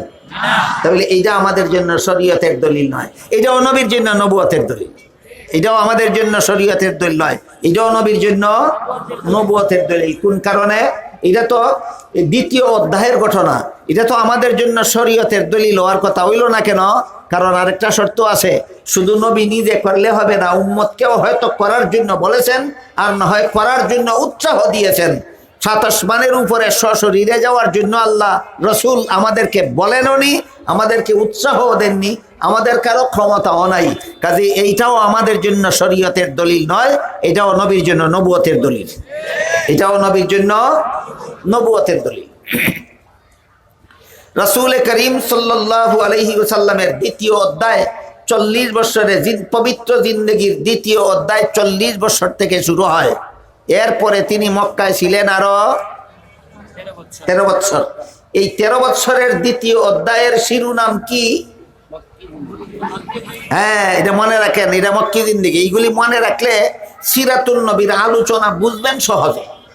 এলুফাতারি আলোচনা করলেও কোনো কিছু জীবনে স্মরণ রাখতে পারবেন না, এলুফাতারি শুনলেও স্মরণ রাখতে পারবেন না। এই জন্য ধারাবাহিকভাবে আলোচনা হোক, ধারাবাহিকভাবে শুনুন, ধারাবাহিকভাবে বুঝুন, যেন সিরাতুন নবীর দ্বারা জীবনে উপকৃত হতে পারে। 13 বৎসরের মক্কি জিন্দেগি, এটা হলো সিরাতুন নবীর দ্বিতীয় অধ্যায়। এই অধ্যায়ের আরেকটা বৈশিষ্ট্য আছে, এই অধ্যায়ের আরেকটা বৈশিষ্ট্য আছে। সেটা কি? সেটা হলো দিন কায়েমের জন্য, নবীর দিন প্রতিষ্ঠা করার জন্য, দিনের দাওয়াতের কাজ চালু রাখার জন্য শুধু মার খাইতে হবে, প্রতিশোধ নেওয়া যাবে না। কি করতে হবে? মার খাইতে হবে। কি করা যাবে না? প্রতিশোধ নেওয়া যাবে না। এই অবস্থায় আল্লাহর রাসূল দীর্ঘ 13টি বৎসর পর্যন্ত দুশমনদের হামলার শিকারে পরিণত হয়েছেন। প্রতিশোধ দূরের কথা, প্রতিবাদ দূরের কথা, কোনোদিন হামলাকারীদের বিরুদ্ধে টু শব্দটিও করেন। এটা কোন অধ্যায়ের বৈশিষ্ট্য? দ্বিতীয় অধ্যায়ের বৈশিষ্ট্য, 13 বৎসরের মক্কি জিন্দেগির বৈশিষ্ট্য। দিনের কাজ করতে গিয়া শত্রুরা হামলা করবে, মারবে, জখম করবে, হত্যা করবে, শহীদ করবে, মরতে পারো কিন্তু প্রতিশোধ নিতে পারবে না, প্রতিবাদ করতে পারবে না, তাদের বিরুদ্ধাচরণ করতে পারবে না। এটা হইল কোন অধ্যায়ের বৈশিষ্ট্য? এই অধ্যায়ের কিছু ঘটনা শুনুন। রাসূল করিম সাল্লাল্লাহু আলাইহি ওয়াসাল্লামকে আল্লাহ যখন নির্দেশ দিলেন, আপনাকে আমি নবী বানাইছি, আপনি আমার বান্দাদেরকে আমার দিনের দাওয়াত দিন, তখন নবী, বাজারে মানুষের সমাগম বেশি হয়, এই জন্য অল্প সময়ে বেশি মানুষকে দাওয়াত দেওয়ার আশায় নবী বাজারে গেলেন, গিয়া বললেন, ইয়া আইয়ুহান নাস কুলু লা ইলাহা ইল্লাল্লাহু তুফলিহু, হে লোকেরা, লা ইলাহা ইল্লাল্লাহ স্বীকার করো, তোমাদের জীবন সফল হয়ে যাবে। আবু জাহাল সাথে সাথে দলবল নিয়ে গেল।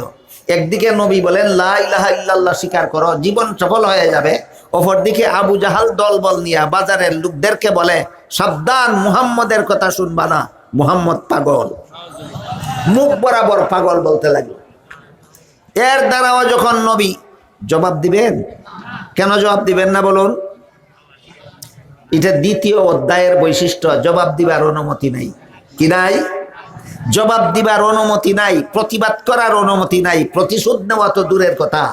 যেহেতু আল্লাহর অনুমতি নাই, এই জন্য আবু জাহালের কোনো কথার জবাব দেন না, নবী শুধু বলতেই থাকেন, ইয়া আইয়ুহান নাস কুলু লা ইলাহা ইল্লাল্লাহু তুফলিহু, হে লোকেরা, লা ইলাহা ইল্লাল্লাহ স্বীকার করো, জীবন সফল হয়ে যাবে।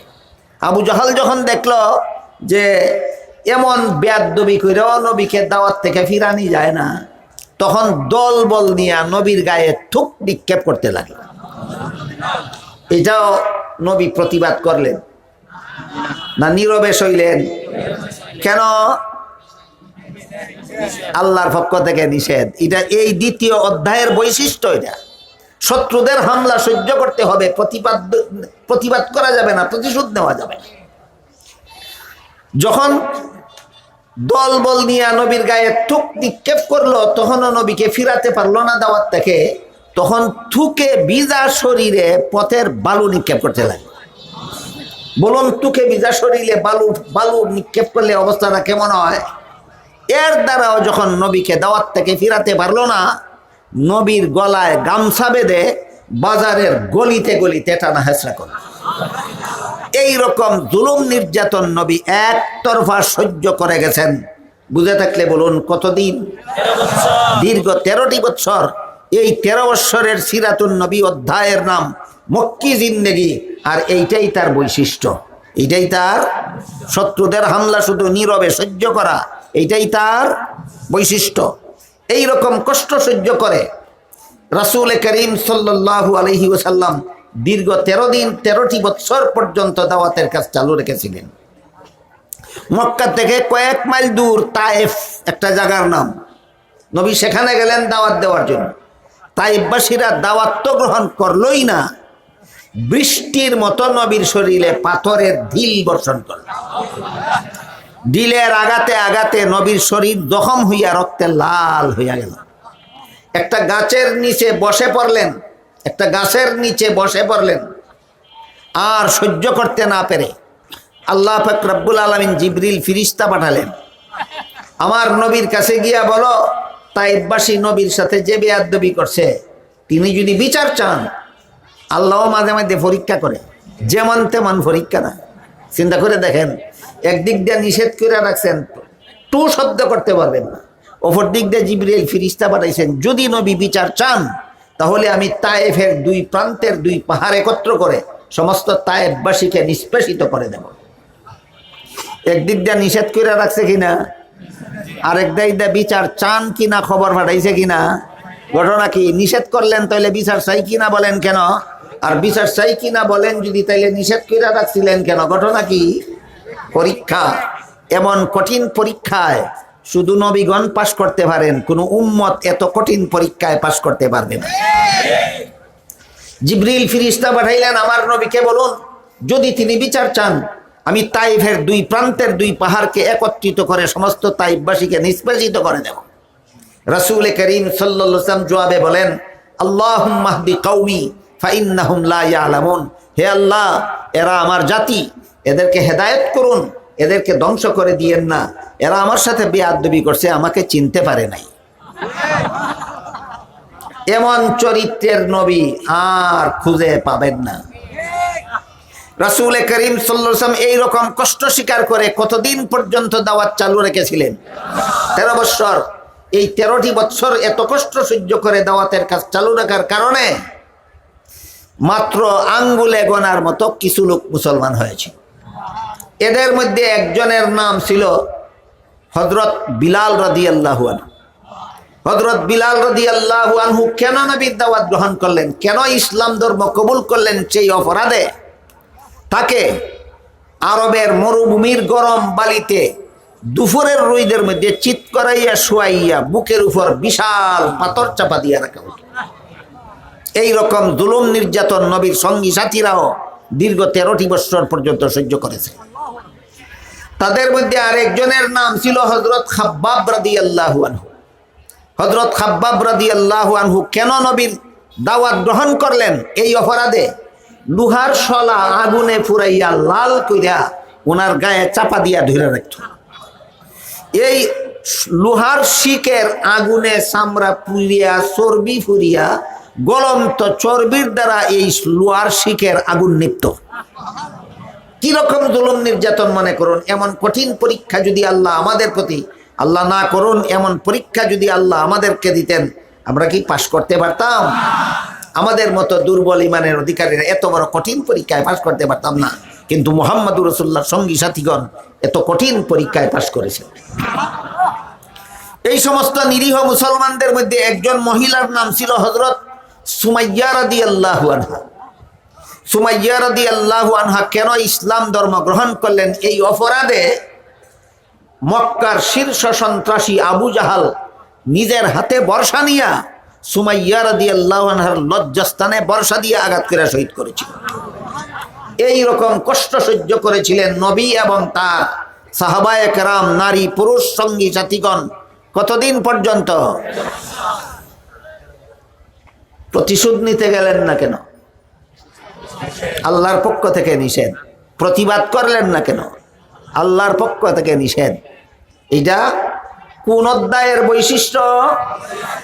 কোনো প্রতিশোধ নিতে না গিয়া, কোনো প্রতিবাদ না করে হামলাকারীদের হামলা নীরবে সহ্য করে দ্বীনের দাওয়াত চালু রাখা, এটা ছিল 13 বৎসরের মক্কি জিন্দেগির বৈশিষ্ট্য। 13 বৎসরের মক্কি জিন্দেগির বৈশিষ্ট্য। 13 বছর পরে আল্লাহ পাক রব্বুল আলামিন নবীকে আদেশ দিলেন, দীর্ঘ 13টি বছর পর্যন্ত আপনি আর আপনার সঙ্গী সাথীরা সন্ত্রাসীদের একতরফা হামলা নীরবে সহ্য করেছেন। আর নীরবে সহ্য করা নয়, এবার আপনাকে সন্ত্রাস দমন করে সমাজের মানুষকে একটা সন্ত্রাস মুক্ত পৃথিবী উপহার দিতে হবে। সন্ত্রাস নীরবে সহ্য করলে সন্ত্রাস মুক্ত হয় না আরো বাড়ে? সন্ত্রাস নীরবে সহ্য করলে সন্ত্রাস মুক্ত হয় না আরো বাড়ে? আরো বাড়ে। 13 বছর সহ্য করেছেন, আর সহ্য করা নয়, এবার আপনাকে সন্ত্রাস দমন করতে হবে, সন্ত্রাস নির্মূল করতে হবে, এই সমাজের মানুষকে একটা সন্ত্রাস মুক্ত পৃথিবী উপহার দিতে হবে। কি হবে তার ব্যবস্থা? সেইটাই হইল 10 বছরের মাদানী জিন্দেগির বৈশিষ্ট্য। এবার শুনুন তার ব্যবস্থাটা কি হবে। সন্ত্রাস দমন ব্যবস্থা, এটা হলো 10 বছরের মাদানী জিন্দেগির বৈশিষ্ট্য। ব্যবস্থাটা কি বুঝার জন্য মুফাসসিরিন কেরাম তাফসীরের কিতাবে একটা উদাহরণ দিয়েছেন বড় চমৎকার। সেই উদাহরণটা হলো, মানুষের শরীরে একটা দুরারোগ্য রোগ হয়, কঠিন রোগ হয়, যেটা পুরান হয়ে গেলে আর কোনো চিকিৎসায় সারে না। এই রোগটার নাম হইল ক্যান্সার। রোগটার নাম কি? ক্যান্সার। প্রাথমিক অবস্থায় যদি ধরা পড়ে, রোগের প্রথম পর্যায়ে যদি ক্যান্সার রোগ ধরা পড়ে, তাহলে যেই অঙ্গটা ক্যান্সারে আক্রান্ত সেইটা অপারেশন করিয়া কাটতে ফালাইয়া দিলে শরীরের বাকি অঙ্গ রক্ষা করা যায়। বুঝে থাকতে বলুন, প্রাথমিক অবস্থায় ক্যান্সার রোগ ধরা পড়লে সফল চিকিৎসা হয় মলম লাগাইলে, ট্যাবলেট খাওয়াইলে, ক্যাপসুল খাওয়াইলে, না অপারেশন করলে? ঠিক তেমনিভাবে ইসলামের দৃষ্টিতে গোটা মানুষের সমাজটাই একটা শরীরের মতো, আর সন্ত্রাস হইল সমাজ দেহের ক্যান্সার, আর এই ক্যান্সারের অপারেশন হইল ইসলামের পবিত্র জিহাদ বিধান। এই ক্যান্সারের অপারেশন হইল ইসলামের পবিত্র জিহাদ বিধান। সুতরাং আমাদের সমাজে যে সমস্ত জ্ঞান পাপীরা, কিছু জ্ঞান পাপীও আমাদের সমাজে বাস করে, যারা ইসলামের জিহাদকে সন্ত্রাস বলে। আজকে সিরাতুন নবীর আলোচনা শুনতে এসে কি বুঝলেন? জিহাদ সন্ত্রাস না সন্ত্রাস দমনের সফল ব্যবস্থা? জিহাদের নাম সন্ত্রাস নয়, সন্ত্রাস দমনের সফল ব্যবস্থা।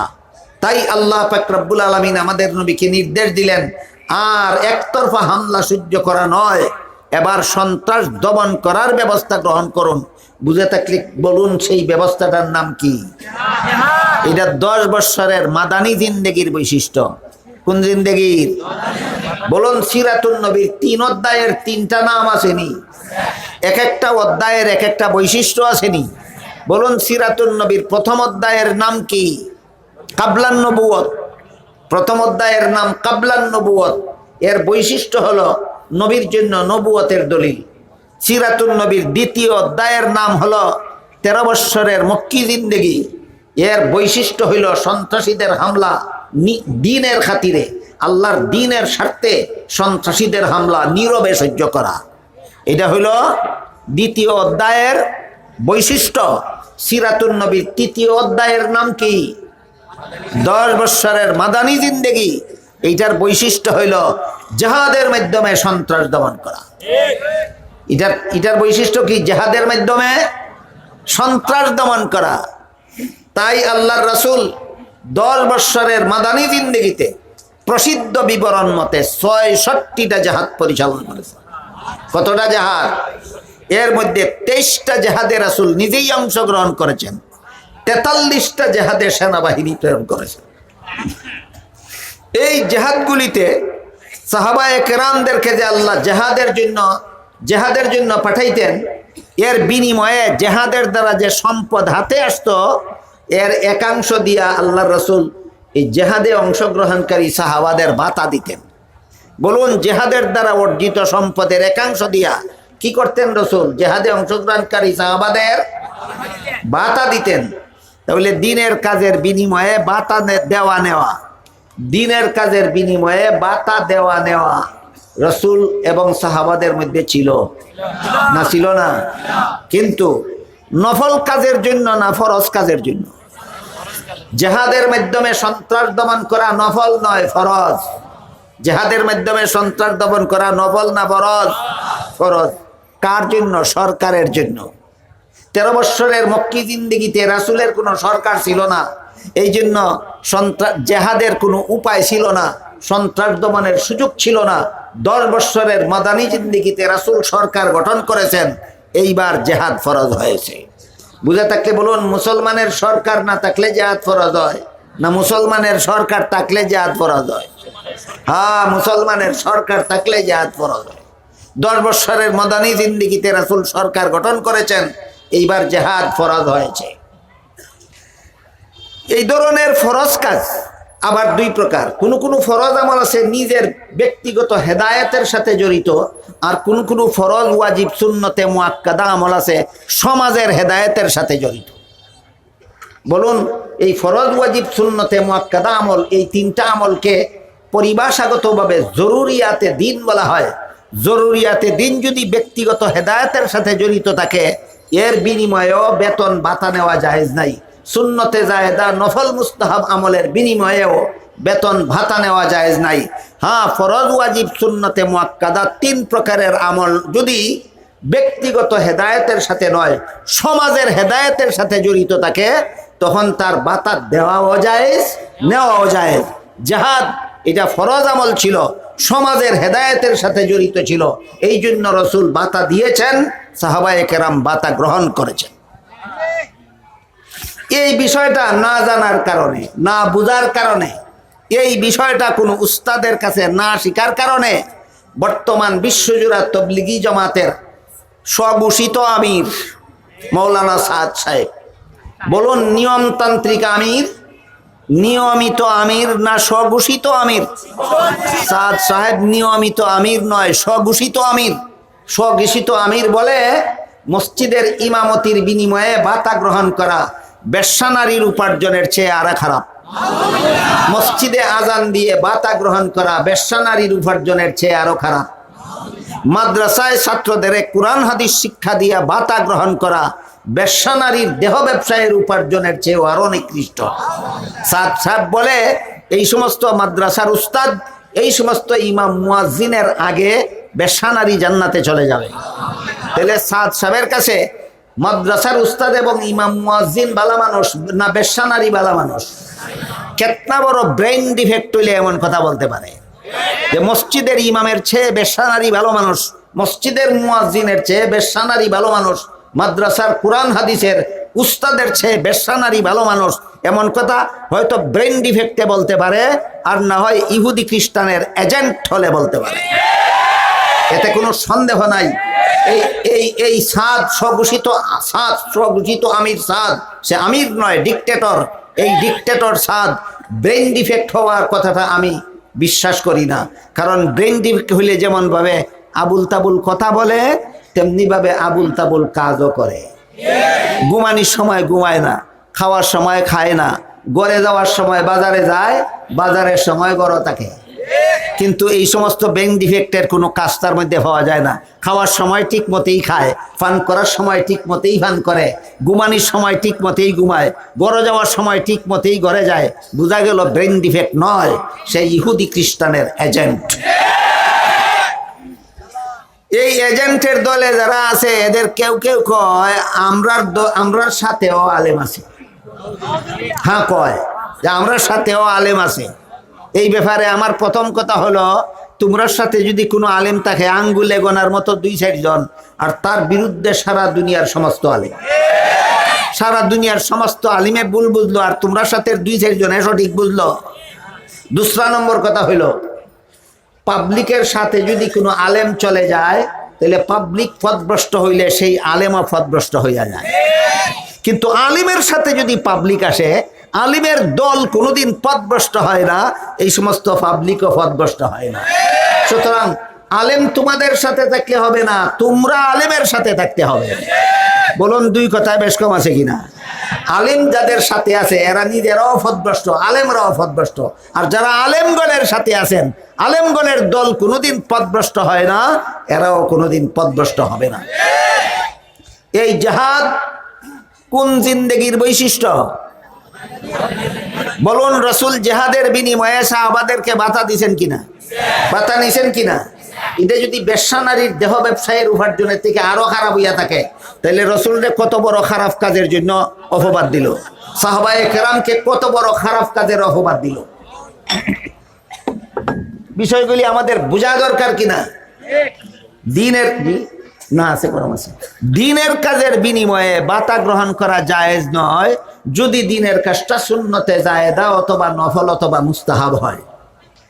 দিনের কাজের বিনিময়ে ভাতা গ্রহণ করা জায়েজ নয় যদি দিনের কাজটা ফরজ ওয়াজিব সুন্নতে মুআক্কাদা হওয়া সত্ত্বেও ব্যক্তির হেদায়েতের সাথে সম্পর্কিত হয়, সমাজের হেদায়েতের সাথে যদি সম্পর্কিত না হয়। জিহাদ এটা ফরজ, সমাজের হেদায়েতের সাথে জড়িত। কোরআন শিক্ষা হাদিস শিক্ষা দেওয়া ফরজ, সমাজের হেদায়েতের সাথে জড়িত। ইমামতি করা এটা সুন্নতে মুআক্কাদা, সমাজের হেদায়েতের সাথে জড়িত। নামাজের জমাতের জন্য আজান দেওয়া সুন্নতে মুআক্কাদা, মুয়াজ্জিনের ব্যক্তিগত হেদায়েতের ব্যাপার। তাহলে যদি সমাজের সাথেও ইয়ে থাকে, তাহলে এমন কাজে ভাতা দেওয়াও সওয়াব, নেওয়াও সওয়াব। এমন কাজে ভাতা দেওয়াও সওয়াব, নেওয়াও সওয়াব। কোনো কাজ আছে এগুলিতে ভাতা দেওয়া না জায়েজ, আর কোনো কাজে আছে জায়েজ। উনি করছে কি, সবটা একাকার করে ফেলাইছে। সবটা কি করে ফেলাইছে? একাকার করে ফেলাইছে। বিষয়টা বুঝার লাগি একটা গল্প কই। একটা লোক গেল একজন আলেমের কাছে, গিয়া বলে, হুজুর আমি 7 দিনের বাংলা নাম জানি, এই 7 দিনের উর্দু নামটা আমারে শিখাই দিন। সে কোন ভাষায় নাম জানে? 7 দিনের বাংলা। তো হুজুর কইলেন, তুমি বাংলা নামগুলি আগে বলো, তারপরে আমি এইগুলির উর্দু নাম বলে দেব। হে কয়, আমি বাংলা নাম জানি শনিবার, রবিবার, সোমবার, মঙ্গলবার, বুধবার, বৃহস্পতিবার, শুক্রবার, এই 7 বার। হুজুর কইলেন, তোমার এই 7 বারের উর্দু নাম হইল শনিচার। খালি কইছে শনিচার। শনিবারের উর্দু নাম হইল শনিচার। খালি কইছে শনিচার। কই হুজুর বুঝছি, আর লাগবে না, আর লাগবে না। কই কি বুঝছ? কই শনিচর, রবিচর, সোমচর, মঙ্গলচর, বুধচর, বিশুচর। হুজুর কইলেন, আমি একটা কইছি, তুই 6টা বুঝলে কেমনে? ভাই একটার যেই তাল 6টারই তাল হই। এমন বুঝা বুঝছে সাত সারে। হ্যাঁ,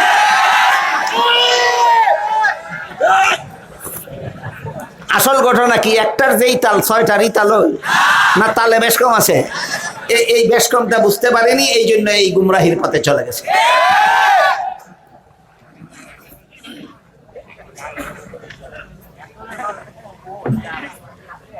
রাসূল করিম সাল্লাল্লাহু আলাইহি ওয়াসাল্লাম আগের বছর হিজরত করে মদিনায় গেলেন। পরের বছরই আগের বছর হিজরত করে মদিনায় গেলেন। পরের বছরই আবু জাহাল 950 সন্ত্রাসী নিয়া মক্কা থেকে মদিনার পথে রওনা হয়ে গেল হামলা করার জন্য। আল্লাহ পাক রব্বুল আলামিন নির্দেশ দিলেন, আর নীরবে সন্ত্রাসী হামলা সহ্য করা নয়, এবার সন্ত্রাস দমনের কাজে বের হয়ে যান।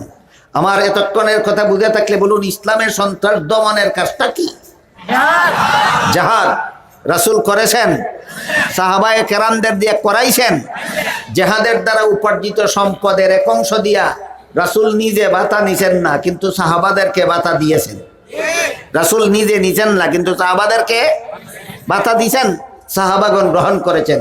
যে কাজ রাসূল নিজের হাতে করলেন, যে জিনিস সাহাবাগণ নিজেরা গ্রহণ করলেন, এটা কিভাবে বেশ্যা নারীর দেহ ব্যবসায়ের উপার্জনের থেকে নিকৃষ্ট হয়? না, তার মস্তিষ্ক ইবলিসের চেয়েও আরো নিকৃষ্ট। এইগুলি বেশ্যা নারীর দেহ ব্যবসায়ের চেয়ে নিকৃষ্ট নয়, বরং তার মস্তিষ্ক ইবলিসের মস্তিষ্কের চেয়েও আরো নিকৃষ্ট হয়ে গেছে। 950 সন্ত্রাসী নিয়ে আবু জেহেল রওনা হয়ে গেল মদিনায় গিয়া রাসূলের উপর হামলা করবে। আল্লাহ নির্দেশ দিলেন, আপনিও বের হয়ে যান। রাসূল মাত্র 313 জন, প্রায় নিরস্ত্র নিরীহ 313 জন নিয়ে বের হয়ে গেলেন। আবু জাহালের দলে 950 অস্ত্র সজ্জিত, রাসূলের দলে 313, তাও মাত্র 2-4 জনের অস্ত্র আছে, আর বাকিরা খালি হাত। বলুন, স্বাভাবিক নিয়মে মোকাবেলার করার মতো ক্ষমতা আছে? নাই, কিন্তু আল্লাহর হুকুম পালনের জন্য বের হয়ে গেছেন। উভয় পক্ষ মুখোমুখি হইল। বদরের থেকে, মদিনার থেকে কিছু দূর বদর নামক প্রান্তরে উভয় পক্ষ মুখামুখি হইল। আরম্ভ হইল জাহাদ, আরম্ভ হইল যুদ্ধ। সন্ত্রাসী আবু জাহাল নিহত হইল, তার দলের 70 জন নিহত হইল, আরো 70 জন নিরীহ মুসলমানদের হাতে বন্দী হইল। 70 জনকে নিহত হইতে দেখিয়া আরো 70 জনকে মুসলমানের হাতে বন্দী হইতে দেখিয়া বাকিরা ফলাইয়া যান বাঁচাইল। এই গেল বদর যুদ্ধের সংক্ষিপ্ত বিবরণ। এইভাবে আল্লাহর রাসূল সাল্লাল্লাহু আলাইহি ওয়াসাল্লাম 10 বৎসরের মাদানী জিন্দেগিতে কতগুলি জাহাজ পরিচালনা করেছিলেন? 66টা জাহাজ পরিচালনা করেছিলেন। এর মধ্যে একটা জাহাজের নাম ছিল কুরআনের ভাষায় আহজাব যুদ্ধ, ইতিহাসের ভাষায় খন্দকের যুদ্ধ। ইতিহাসের ভাষায় খন্দকের যুদ্ধ। খন্দকের যুদ্ধটা মুসলমানদের জন্য অত্যন্ত কঠিন ছিল, অত্যন্ত বিপজ্জনক ছিল। সারা আরব জাহানের সমস্ত বেদিন কাফিরেরা সংঘবদ্ধ হয়ে সম্মিলিতভাবে মদিনার চতুর্দিক থেকে ঘেরাও করে ফেলেছিল। সমস্ত মুসলমানদেরকে হত্যা করে ফেলবে, মুসলমানের নবীকে দুনিয়ার থেকে বিদায় করে দেবে, কোনো মুসলমানের অস্তিত্ব রাখবে না, এমন প্রস্তুতি নিয়ে ঘেরাও করেছিল। মদিনার 3 দিক থেকে পাহাড় এমনভাবে বেষ্টন করা, একদিক খোলা। মদিনার 3 দিক থেকে এইভাবে, আমি যেভাবে 2 হাত দিয়ে আপনাদেরকে দেখাইতেছি, এই মাউথ পিসটারে ধরেন মদিনা শহরের মতো, আর আমার এই বেষ্টনটারে ধরেন পাহাড়ের মতো। মদিনার এই 3 দিক থেকে এইভাবে পাহাড় বেষ্টিত, একদিক ছিল খোলা। এই সম্পূর্ণ খোলা দিকে গভীর খন্দক বা পরিখা, গর্ত, এমন গভীর গর্ত খননের পরিকল্পনা রাসূল গ্রহণ করলেন। ওটা অত্যন্ত কঠিন ব্যাপার, যেন কোনো শত্রু নেমে পার হতে না পারে। এত বেশি প্রশস্ত খন্দক ছিল যা লাভ দিয়েও পার হওয়ার উপায় নাই। এই খন্দক খুদার মতো কঠিন কাজের নির্দেশ যখন রাসূল দিলেন, তখন সর্বযুগেই মুসলমানদের সাথে কিছু মুনাফিক থাকে। সর্বযুগেই মুসলমানদের সাথে কিছু মুনাফিক থাকে। মুনাফিকরা যখন দেখলো যে এই যুদ্ধে শত্রুদের মোকাবেলা করা কঠিন, আমাদের প্রাণ বিসর্জন যাওয়ার আশঙ্কা বেশি, এছাড়া মোকাবেলার আগেই যে কঠিন খন্দক খুদার নির্দেশ দিয়েছেন এটা পালন করা সম্ভব নয়। কাজেই তারা নানা রকম বাহানা খুঁজতে লাগলো জেহাদ থেকে আত্মরক্ষা করার জন্য। কেউ কেউ রাসূলের কাছে গিয়ে বলতে লাগলো, আমাদের বাড়িতে পুরুষ কেউ নাই, আমাদের মেয়ে লোকের মান ইজ্জত রক্ষা হবে না আমরা যদি বাড়িতে চলে না যাই। কেউ কেউ বলতে লাগলো, আমাদের বাড়িতে শিশুরা ছাড়া কেউ নাই, আমরা যদি না যাই তাহলে আমাদের শিশুরা বিপন্ন হবে, বিপদগ্রস্ত হবে, আমাদেরকে ছুটি দিয়া দিন। এই বাহানা যখন মুনাফিকরা শুরু করলো জেহাদ থেকে বিরত থাকার জন্য, তখন মুনাফিকদের এই বাহানার প্রতিবাদে আল্লাহ সেই আয়াত নাজিল করেছেন, যে আয়াত আমি আজকে আপনাদের সামনে তিলাওয়াত করেছি। এবার আয়াতের অর্থ শুনুন। আল্লাহ বলেন,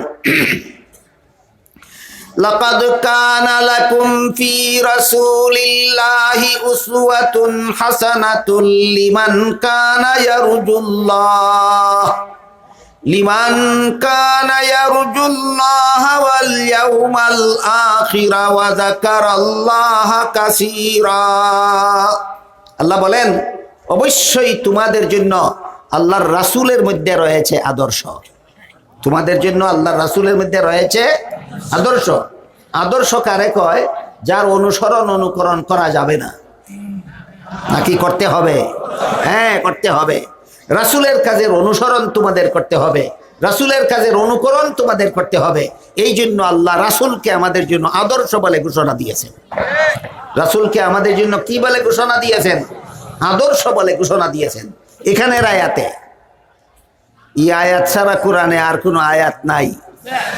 অন্য আয়াতে আল্লাহ পাক রব্বুল আলামিন বলেন, আস-সাবিকুনাল আউয়ালুনা মিনাল মুহাজিরিনা ওয়াল আনসারি ওয়াল্লাযীনা তাবাউহুম বিইহসান রাদিয়াল্লাহু আনহুম ওয়া রাদু আন। মুহাজির সাহাবায়ে কেরাম, আনসার সাহাবায়ে কেরাম, আর যারা সাহাবাগণকে সঠিকভাবে অনুসরণ করবে। এখন শুধু রাসূল আদর্শই সীমিত রইলেন না, সাহাবাগণ অনুসরণীয়। আল্লাহ কোরআনের এক আয়াতে রাসূলকে অনুসরণীয় আদর্শ সাব্যস্ত করে দিয়েছেন, আর এক আয়াতে সাহাবাগণকেও পরবর্তী মুসলমানদের জন্য অনুসরণীয় আদর্শ সাব্যস্ত করে দিয়েছেন। এমত অবস্থায় যে সব মুসলমানেরা এই আয়াত দিয়া দলিল দেয় রাসূল আদর্শ, আর যে আয়াতে সাহাবাগণ আদর্শ আল্লাহ সাব্যস্ত করে সেই আয়াত মানে না, এদের চরিত্রে আর ইহুদের চরিত্রে কোনো ব্যবধান নাই। ইহুদিদের এমন চরিত্রের বিবরণ দিয়ে আল্লাহ বলেন, আফাতুমিনুনা বিবাদিল কিতাবি ওয়া তাকফুরুনা বিবাদ ফামা জাযাউ মান ইয়াফআলু যালিকা মিনকুম ইল্লা খিজিয়ুন ফিল হায়াতিদ দুনিয়া ওয়া ইয়াউমাল কিয়ামাতি ইউরাদ্দুনা ইলা আশাদ্দিল আযাব ওয়া মাল্লাহু বিগাফিলিন আম্মা তা'মালুন। আল্লাহ বলেন, আল্লাহর কিতাবের এক অংশ মানবে তোমরা, আর এক অংশ মানবে না। এমন দুষ্টামি যারা আল্লাহর কিতাব নিয়ে করবে, আল্লাহ বলেন তাদেরকে দুইটা শাস্তি দেব। একটা দুনিয়ার লাঞ্ছনা আর বঞ্চনা, আর একটা হলো পরকালের জাহান্নামের শাস্তি। কাজেই যে আয়াতে আল্লাহ রাসূলকে আমাদের জন্য অনুকরণীয় আদর্শ সাব্যস্ত করে দিয়েছেন সেই আয়াত মানব, আর যে আয়াতে সাহাবাগণের অনুকরণের কথা বলেছেন সেই আয়াত মানব না, না কোরআনের সব আয়াত মানব? সব আয়াত মানলে শুধু রসুল আদর্শ নন, সাহাবায়ে কেরামও পরবর্তী গোটা মুসলিম উম্মার জন্য আদর্শ। রাসূল বলেন, আল্লাহ বলেন, যে আয়াতে রাসূলকে আদর্শ বলে ঘোষণা দিয়েছেন সে আয়াতে আল্লাহ বলেন, লাকাদ কানা লাকুম ফি রাসূলিল্লাহি উসওয়াতুন হাসানাহ, অবশ্যই আল্লাহর রাসূলের মধ্যে তোমাদের জন্য রয়েছে উত্তম আদর্শ, কিন্তু সবাই গ্রহণ করতে পারবে না। রাসূল আদর্শ সবাই গ্রহণ করতে পারবে না। গ্রহণ করতে পারবে কারা আর গ্রহণ করতে পারবে না কারা, তার বিবরণ দিয়া বলেন, লিমান কানা ইয়ারজুল্লাহ ওয়াল ইয়াউমাল আখিরা ওয়া যাকারাল্লাহা কাসীরা। যার মধ্যে তিনটা গুণ আছে সে রাসূলকে আদর্শ রূপে গ্রহণ করতে পারবে। এক নম্বর গুণ, যে আল্লাহর সন্তুষ্টি চায়। দুই নম্বর গুণ, ওয়াল ইয়াউমাল আখিরা, যারা আখিরাতের জীবনের সাফল্য চায়। তিন নম্বর গুণ, ওয়া যাকারাল্লাহা কাসীরা, যারা আল্লাহকে বেশি বেশি স্মরণ করে। যারা আল্লাহর সন্তুষ্টি চায়, আখিরাতের সাফল্য চায়, আল্লাহকে বেশি বেশি স্মরণ করে, এরা রাসূলের আদর্শ গ্রহণ করতে পারবে। আয়াতের ব্যাখ্যায় মুফাসসিরিনে কেরাম লিখেছেন, এই তিন গুণ মুমিনের, মুনাফিকের এই গুণ একটাও নাই। এই তিন গুণ মুমিনের মধ্যে আছে, মুনাফিকের মধ্যে নাই। মুমিন আখিরাতের জীবনের সাফল্য চায়, মুমিন আল্লাহর সন্তুষ্টি চায়, মুমিন তার দুনিয়ার জীবনের সকল কাজের উদ্দেশ্য হইল আল্লাহর সন্তুষ্টি, মুমিন তার জীবনের সকল কাজের উদ্দেশ্য হইল আখিরাতের সাফল্য। এই জন্য মুমিন কখনো আল্লাহকে ভুলে যায় না, মুমিন কখনো আল্লাহর স্মরণ থেকে বিচ্যুত হয়ে যায় না। এই তিনটা গুণের উল্লেখ করে আল্লাহ বুঝাইছেন, মুহাম্মদুর রাসূলুল্লাহ তোমাদের জন্য আদর্শ আমি সাব্যস্ত করে দিলাম। গ্রহণ করতে পারবে কারা? মুমিন মুসলমান যারা। গ্রহণ করতে পারবে না কারা? মুনাফিক যারা। মুনাফিকরা যে বাহানা করছিল, এই জন্য আল্লাহ পাক রব্বুল আলামিন মুমিন এবং মুনাফিকের পার্থক্য বর্ণনা করে বলে দিলেন, রাসূলের আদর্শ মুমিনরা গ্রহণ করতে পারবে, রাসূলের আদর্শ মুনাফিকরা গ্রহণ করতে পারবে না। রাসূল করিম সাল্লাল্লাহু আলাইহি ওয়াসাল্লাম এই খন্দকের যুদ্ধের মধ্যে নিজে পর্যন্ত খন্দক কুদার কাজে অংশগ্রহণ করেছেন। সাহাবাদেরকে খন্দক কুদার নির্দেশ দিয়েছেন, নিজেও খন্দক খননের কাজে অংশগ্রহণ করেছেন। এখন আমরা মনে রাখি এই 3 অধ্যায়ের সারমর্ম। সিরাতুন নবীর 3টি অধ্যায়ের প্রথম অধ্যায় 40 বৎসরের কাবলান নবুয়ত, দ্বিতীয় অধ্যায় 13 বৎসরের মক্কি জিন্দেগি, তৃতীয় অধ্যায় 10 বৎসরের মাদানী জিন্দেগি। এই তিনটা অধ্যায়ের 3টা বৈশিষ্ট্যের সারমর্ম হলো আল্লাহর রাসূল সাল্লাল্লাহু আলাইহি ওয়াসাল্লাম 13 বৎসরের মক্কি জিন্দেগিতে আর 10 বৎসরের মাদানী জিন্দেগিতে যে কাজ নিজেও করেছেন, উম্মতকেও করার জন্য প্রেরণা দিয়েছেন, সেই কাজের জন্য রাসূল মুসলমানের আদর্শ। সেই কাজে মুসলমান রাসূলকে অনুকরণ করবে। এইটাকেই রাসূলের তরিকা বলা হয়। রাসূল নিজেও যেই কাজ করেছেন, উম্মতকেও করার জন্য উৎসাহ দিয়েছেন, এইটার নামই রাসূলের তরিকা। এটার নামই রাসূলের তরিকা। রাসূল যে কাজ নিজে করেছেন, উম্মতকে করার জন্য উৎসাহ দিয়েছেন অথবা নির্দেশ দিয়েছেন, এইটার নামই রাসূলের তরিকা। এটা মুমিন মুসলমানে এই তরিকা গ্রহণ করতে পারবে, মুনাফিকরা গ্রহণ করতে পারবে না। এই জন্য হাদিস শরীফে আল্লাহ রাসূল বলেন, কুল্লু উম্মতি ইয়াদখুলুনাল জান্নাতা ইল্লা মান আবা কিলা ওয়া মান আবা ক্বালা মান আতাআনি দাখালাল জান্নাতা ওয়া মান আসানি ফাকাদ আবা আও কামা ক্বালা আলাইহিস সালাতু ওয়াস সালাম। আল্লাহর রাসূল বলেন, আমার সমস্ত উম্মত জান্নাতে যাবে, কিন্তু যারা আমাকে মানে না তারা জান্নাতে যাবে না। বলুন, সমস্ত উম্মত জান্নাতে যাবে পর্যন্ত কথা শেষ না? কিন্তু আছে। কিন্তু কি? আমাকে যারা মানে না তারা জান্নাতে যাবে না। সাথে সাথে সাহাবা একরাম জিজ্ঞেস করলেন, ওগো আল্লাহ রাসূল, আপনাকে মানে না কারা? জবাবে রাসূল বলেন, আমার তরিকা মতো চলে যারা, আমাকে মানে তারা জান্নাতে যাবে। তারা আমার তরিকা মতো যারা চলে না, তারা আমাকে মানে না, জান্নাতে যাবে না। বুঝে থাকলে বলুন, রাসূলের তরিকা মিলাদুন নবী পালন করা না সিরাতুন নবীর আদর্শ গ্রহণ করা? মিলাদুন নবী পালন করা নবীর তরিকা নয়, সিরাতুন নবীর আদর্শ গ্রহণ করা রাসূলের তরিকা। এইটা যারা করে, রাসূল বলেন তারা আমাকে মানে আমার সাথে জান্নাতে যাবে। সুতরাং আমরা যেন কেউ এই বেদাতীদের দুকায় পড়ে মিলাদুন নবীর চটকদার মিছিল দেখে যেন আমরা রসুলের তরিকা থেকে বিচ্যুত না হই। রসুলের তরিকা, রসুলের জীবন আদর্শ, সিরাতুন নবীর এই 3টি অধ্যায়ের 3টা বৈশিষ্ট্য জেনে বুঝে এর আদর্শ গ্রহণের মাধ্যমে আমরা যেন দুনিয়াতে রসুলের তরিকার অনুসারী হয়ে হাসরের দিন যেন রসুলের সুপারিশ, রসুলের হাউজে কাউসারের পানির অধিকারী এবং রসুলের সাথে জান্নাতে যেতে পারি। আল্লাহ আমাদের সবাইকে তৌফিক দান করুন, আমিন। সুবহান রাব্বিকা রব্বিল ইজ্জাতি আম্মা ইয়াসিফুন ওয়া সালামুন আলাল মুরসালিন আলহামদুলিল্লাহি রাব্বিল আলামিন।